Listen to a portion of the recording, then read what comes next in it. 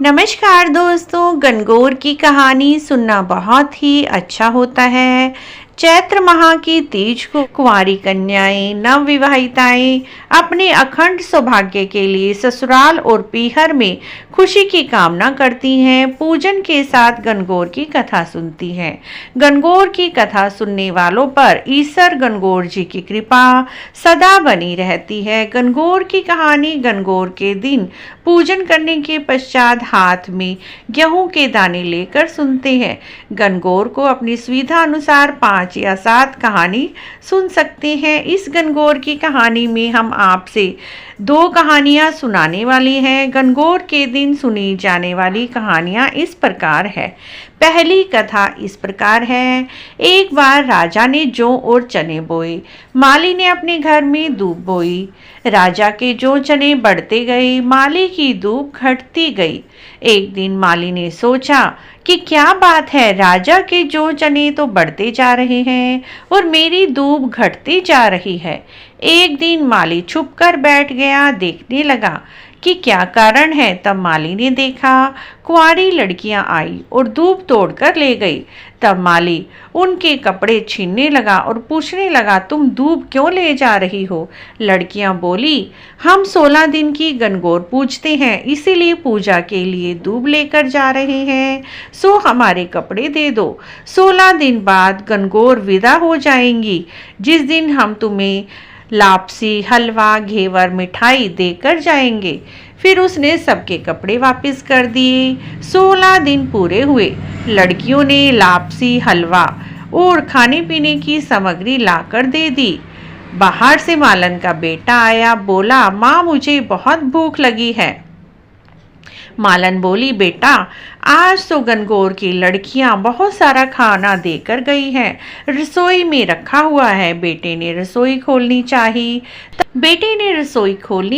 लेकिन रसोई तो खुल ही नहीं रही थी। बेटे ने माँ से रसोई खोलने के लिए कहा। तब माँ ने आकर चीटी उंगली से छींटा दिया, रसोई खुल गई। अंदर देखा तो ईसर गणगौर बैठे थे। ईसर जी ने बहुत सुंदर वस्त्र पहने हुए थे। गोरा माता मांग सवार रही थी। रसोई में अन्न के भंडार भरे पड़े थे। माली, मालन और उनके बेटे को ईसर गणगौर जी ने बहुत सुंदर दर्शन दिए। हे गणगौर माता, जिस प्रकार माली के परिवार को दर्शन दिए, उसी प्रकार सबको दर्शन देना। ईसर जी जैसा भाग गोरा और जैसा सुहाग सबको दिया, वैसा हमें भी देना। गणगौर की कहानी कहता ने, सुनता ने, हुंकारा भरते ने, सबको देना। बोलिए गणगौर जी की जय।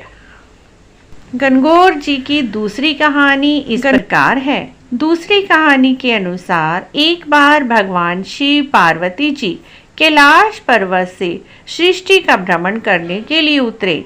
सबसे पहले उनको एक गाय मिली जो बहुत ही तड़प रही थी, क्योंकि उसको बच्चा होने वाला था। माता पार्वती को बहुत घबराहट हुई। उन्होंने भगवान से कहा, मेरे तो आप गांठ बांध दो, मैं ऐसे दुख नहीं सह सकती। तब भगवान बोले, अभी तो तुम बहुत कुछ देखना है। तब दोनों आगे चले तो हथनी परेशान हो रही थी। तब उसे देखकर गोरा जी ने फिर से भगवान शिव को बोला, मुझे तो गांठ ही बांध दो, मैं इतने दर्द को सहन नहीं कर सकती।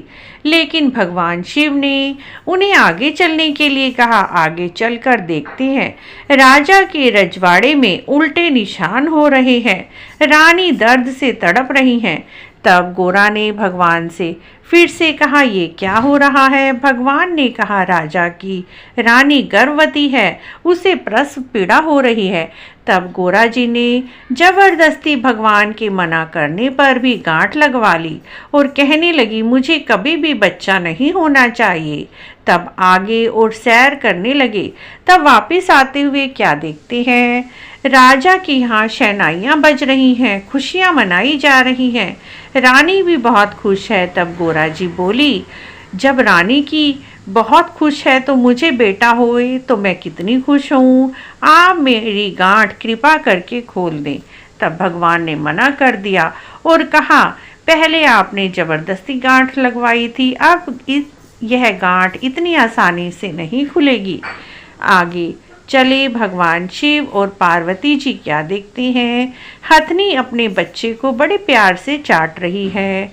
और आगे चलते हैं तो गाय भी बहुत खुश नजर आ रही है और अपने बछड़े को सहला रही है। तब गोरा ने भगवान से बहुत जिद की। फिर वे घूमते घूमते कैलाश पर्वत पर पहुँचे। कुछ दिन बाद गणगौर का दिन आया। औरतें माता गोरा की पूजा करने और अपने सुहाग को अमर करने के लिए आई। तब उन्होंने सारा सुहाग पहले पहुंचने वाली औरतों को बांट दिया। तब भगवान शिव बोले, तुम्हारी पुजारनी ब्राह्मणी और बनियानियां तो धीरे धीरे सज धज कर आएंगी। तुमने सारा सुहाग पहले ही बांट दिया है।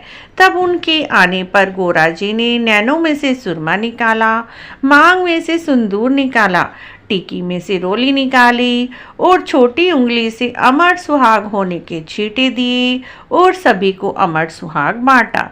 हे भगवान गणगौर, जैसे उन सभी को अमर सुहाग दिया वैसे ही इस कहानी को कहता ने सुनता ने हुंकारा भरता ने सभी को अमर सुहाग देना।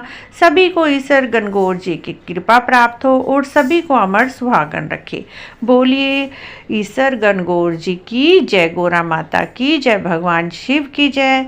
मित्रों, यदि आपको गणगौर की ये दोनों कहानियाँ अच्छी लगी हैं तो आप इसी तरह की और कहानियों के लिए, जानकारी के लिए हमारे चैनल को जरूर सब्सक्राइब करें, लाइक करें, वीडियो को शेयर भी करें। कमेंट बॉक्स में अपने जो भी आपके प्रश्न हैं आप पूछ सकते हैं। हम सभी प्रश्नों के उत्तर देने की पूरी कोशिश करेंगे। वीडियो देखने के लिए आपका बहुत बहुत धन्यवाद।